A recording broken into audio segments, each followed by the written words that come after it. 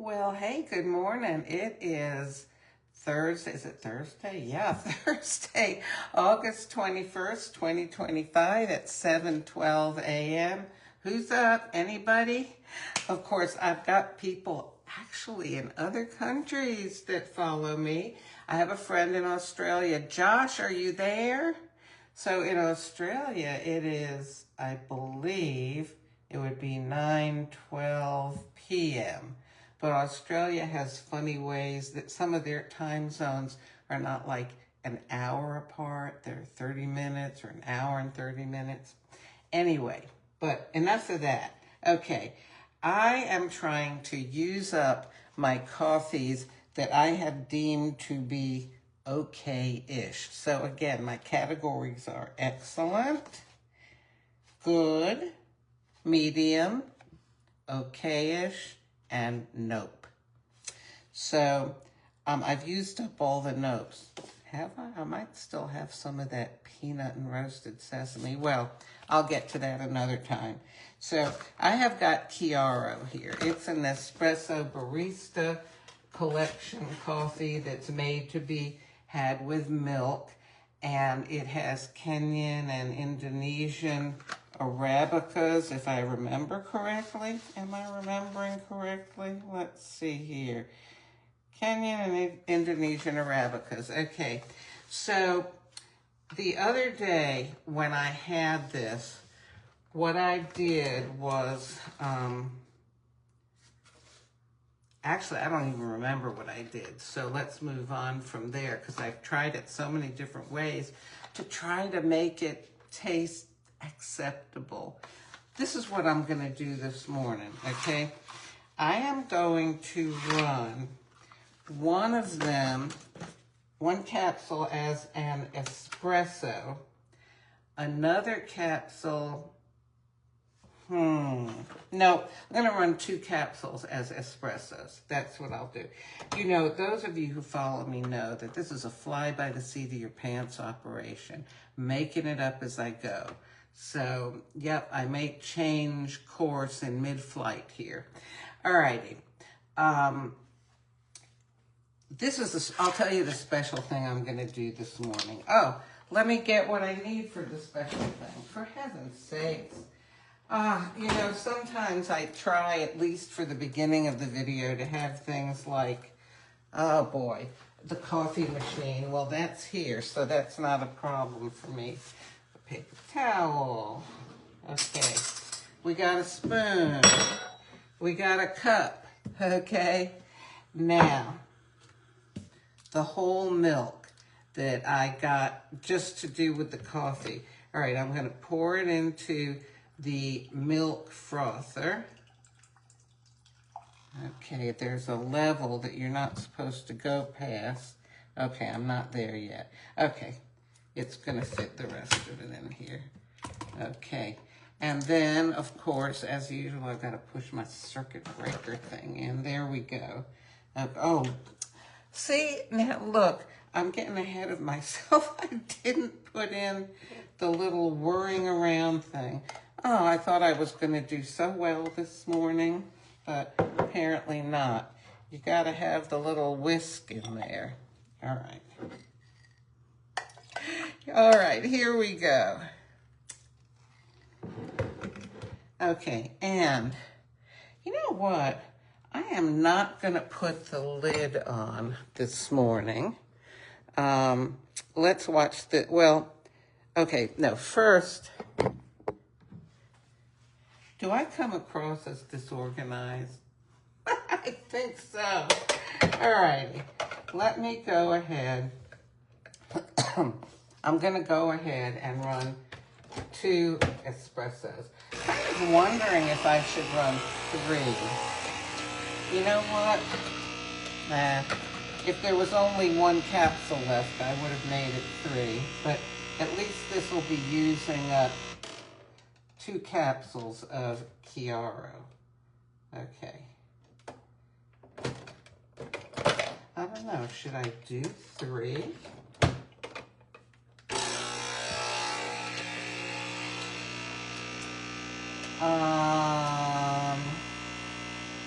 No, I'll just do 2, okay? So that's one espresso is 1.35 ounces, 2 would be 2.7 ounces. Okay, and I'm just looking at the amount. This is already filling it up to here. So I don't want to end up with overflowing everything. All right, so I said we're going to watch it froth. Okay, so I've got to push. There we go. Whoop. I just don't want it coming out. All right, I think we're good. Okay.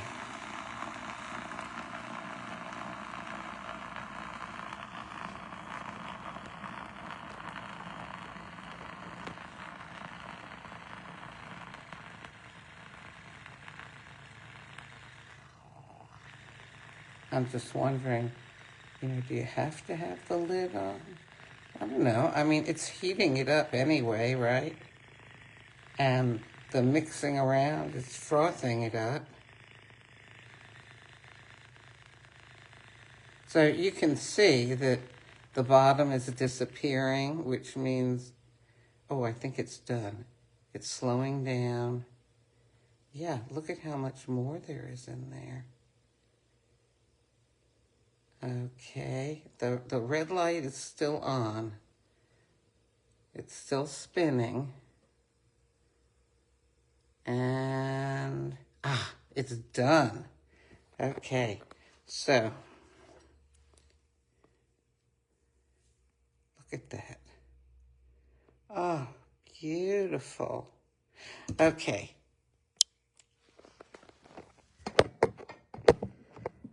All right, trying to avoid dropping the phone in the sink today. All righty. Now, I've got my double espresso, okay? And I've got my, this is really amazing. How disorganized can a person be? The whole special thing I was going to do is I was going to make toasted marshmallow flavored froth. But you know what? I can still do it. Oh my goodness, that's toasted marshmallow skinny syrup. Okay, I can rescue this whole operation because I'm going to hold this in and it'll do cold froth. In other words, it's mixing it around but without heat. Now, why don't I want to put the heat on? Well, first of all, it's already hot, okay? But second of all, if you run the milk a second time, the same milk, it possibly can scald or burn some of it down onto the bottom of your container. So, okay, that's probably mixed up. Let's see. Oh, that's so good. I could just drink that. And, your aim is not to have coffee with scalded milk flavor, right? And then also it's harder to clean this stuff. All right, so here we go. Oh, we better stop there, right? Oh, that's so good. Okay, so I have got a double espresso with Jordan's skinny syrups, toasted marshmallow syrup,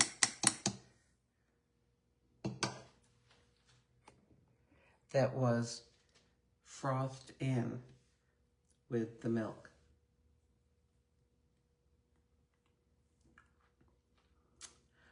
Oh my goodness. This is a real treat. It really is. I'm going to do a little more mixing here to make sure that that espresso is all, and the milk all mixed together. And then I'll top it off with the rest of this milk and froth here. Oh yeah, okay.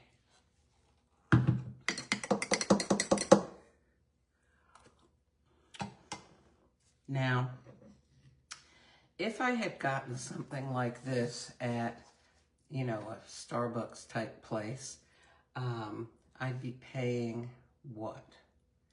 $4, $5, $6, something like that. But making it at home here, it's cost me maybe $1.50, $1.70, something like that for the coffee. And of course, you know, when you use these capsules, you're paying for, it's a convenience food in a way, you know? So you're paying for machines and or people having stuffed the coffee grounds in the capsule and sealed it up and market, you know, put designs on it, put it in boxes, marketed it, so on and so forth. So, you know, it's going to be more than the same amount of coffee if you had bought the beans or the ground coffee. But I don't mind paying for this kind of convenience. So about, let's say, $1.60 for the coffee. And then this thing, this lasts me, let's see, it says there's about 25 servings, each one being a fluid ounce, but I use usually less than an ounce.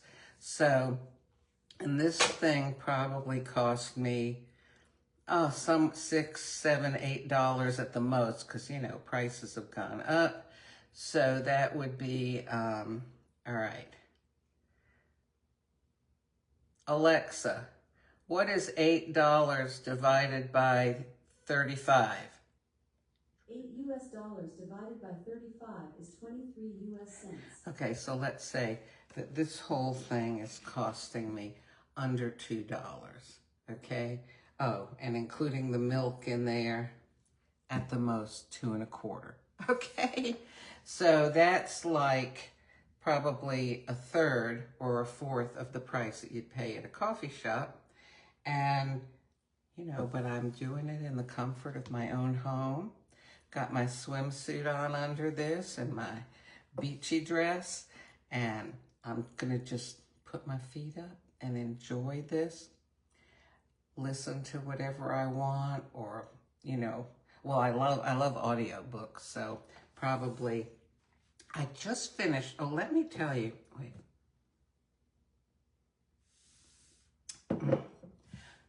That Chiaro is not bad like this, but still, if I'm gonna have a coffee with the frothing and the syrup and all this stuff, I'm gonna use a coffee I like more.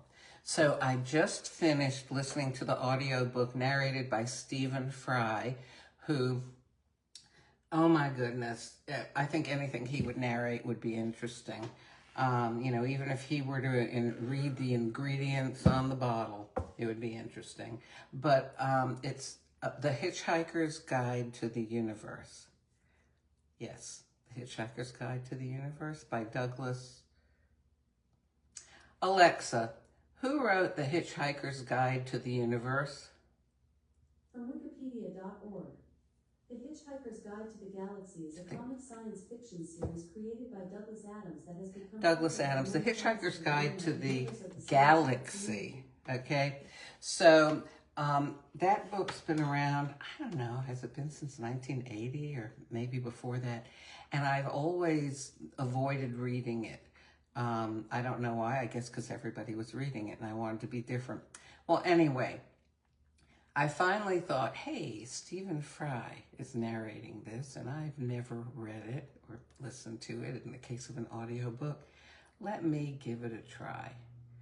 Because I like his voice, I like the way I've been re-listening to all the Harry Potter books narrated by him.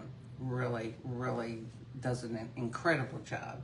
So, anyhow, it was such a wacky story. Now, there are books that follow it, but it's got enough wackiness for me that I don't need to go on. But the interesting thing to me is that people were reading it when I was in, like, let's say, in my late 20s, early 30s, and I don't think I would have anywhere appreciated it like I do now, because I know more, understand more, have more life experience. Plus, I lived back when a lot of things that are referenced in the book are talked about. Yeah, if you're in your, let's see, how old would you have to be? Let's say your 60s, 70s, 80s, and you want a wacky, crazy, funny book, but thought-provoking as well, give it a whirl. Alexa, when was The Hitchhiker's Guide to the Galaxy written? The first book in the Hitchhiker's Guide to the Galaxy series, The Hitchhiker's Guide to the Galaxy by Douglas Adams, was published on October 12, 1979. Okay, so 1979 is when it was first published, and Douglas Adams is the author. So anyway, well, I just thought I'd tell you about that because I like to share things that are fun or interesting or educational with y'all. And again, you know, I don't get any kind of benefits from doing any of this, except for the joy of sharing something with someone. And, you know, sometimes people get back to me and tell me what their thoughts were on it, just like with the coffee stuff. So I hope you have a good day. And, you know, as usual, if you don't like what you're hearing or don't like the sound of my voice, just scroll on by. Scroll on by. Bum, bum, bum, bum, bum. Okay? It's fine with me. But I hope that those of you who are enjoying it, hope you have a great day. Oh, even those of you who didn't enjoy it, I hope you have a great day.